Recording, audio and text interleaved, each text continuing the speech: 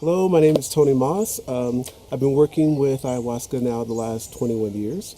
Um, and recently, journeying and studying different traditions. And interestingly enough, in my life, because I'm a very public person, I've been getting a lot of requests the last year because of the growing popularity of ayahuasca from people all over the world wanting to know legitimate places to go, where to experience different types of medicine, and most importantly, the place that has the most authentic tradition being offered with the most safety and integrity.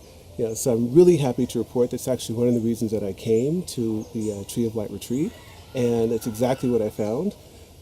Working with Manuela, it was just like an otherworldly experience to be in ceremony with someone who actually carries a lineage quite literally in her bones. There were several times in ceremony that I actually felt like, wow, I'm with someone from another dimension, right? And who lives and breathes not only the tradition, but the particular diet that we were on, New Rao. Incredible experience, and even for someone who has a lot of years of experience under their belt, very, very powerful, transformative, in ways and depths that were in some ways unique. Being in the Dieta with her presence and with the container being held so beautifully here. So I would highly, highly, highly recommend Tree of Light Retreats.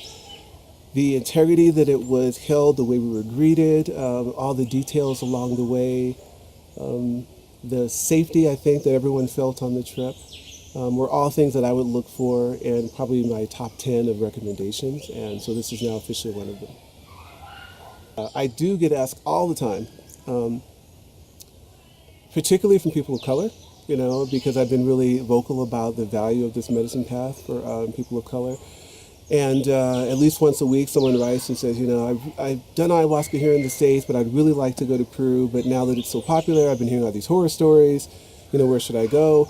And I have this kind of rule of thumb that I don't recommend anything that I haven't tried. And I thought, wow, this means I'm going to have to actually go.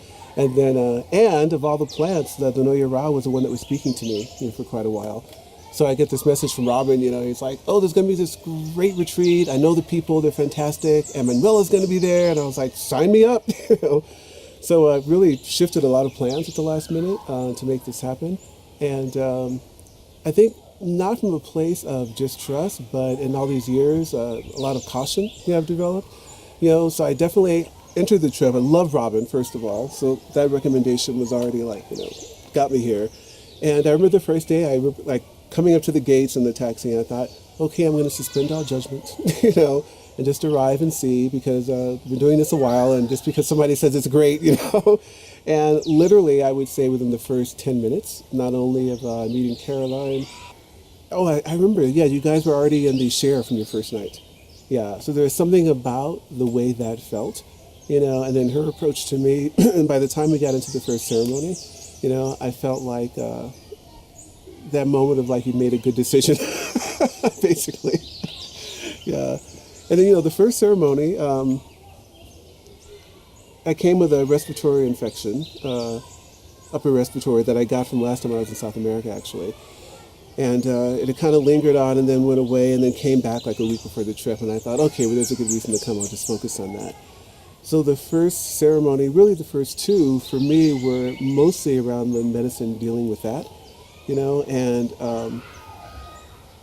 true to indigenous medicine, going into the origins, not just you picked up an infection so-and-so. It's really showing me these are weaknesses in your life, this is why. And I was aware suddenly that, actually I've had on and off respiratory infections or related things for most of my life. So it was beautiful to see that the medicine wasn't just going to give me a quick fix. It actually took me on this journey of looking at my health in general and what kind of actions or behaviors brought the disease on, dis-ease, so that was beautiful. So because of that, there wasn't a lot of journeying per se, but there's definitely some dialogue and physical discomfort that felt like something positive was happening. But third ceremony, which for me, we did 5 total, fourth for me. I remember, so I had to take very little medicine, because I wasn't holding it. I think I trust the medicine explicitly, and there was a sense of me that felt like, well, you're going to get just what you need. So no matter what I drank within half an hour, which is really uncomfortable. But I felt going into the final ceremony of like, okay, this is the night. Everything's resolved. By the way, within the first two ceremonies, the upper part of the respiratory infection gone, and lower part is more diminished than it's been probably in a month or so. Yeah, so in that one I knew it was okay to have a full glass, and I did, and that was the night I actually got the experience of not just the ayahuasca journey, which I said I have many years experience with, but the actual being on ayahuasca in the presence of a master, of a particular master plant. Very beautiful, unique experience, like priceless, really, in so many ways. Yeah, so I would say my main takeaway from the experience was the purity and the power and potential of the Dieta when it's handled by someone that actually knows what they're doing, basically. And, I would honestly say, in language that I think Western people don't fully understand, it's not just that Manuela is a master of that plant, that she lives and breathes that plant. You can tell. This is what she does. And as she's singing her ikados in ceremony and doing her work, you're literally transported to, I would say, if I'll speak for myself, when she was actually singing to me, the experience I had was that our worlds literally merged. And for that period of time, there was no separation. So I was fully able to receive the intent of her ikados, basically. And that doesn't always happen, In fact, maybe 3 other times, where the experience has been that, I would say, pure. Yeah, it's probably the best word for it. Yeah.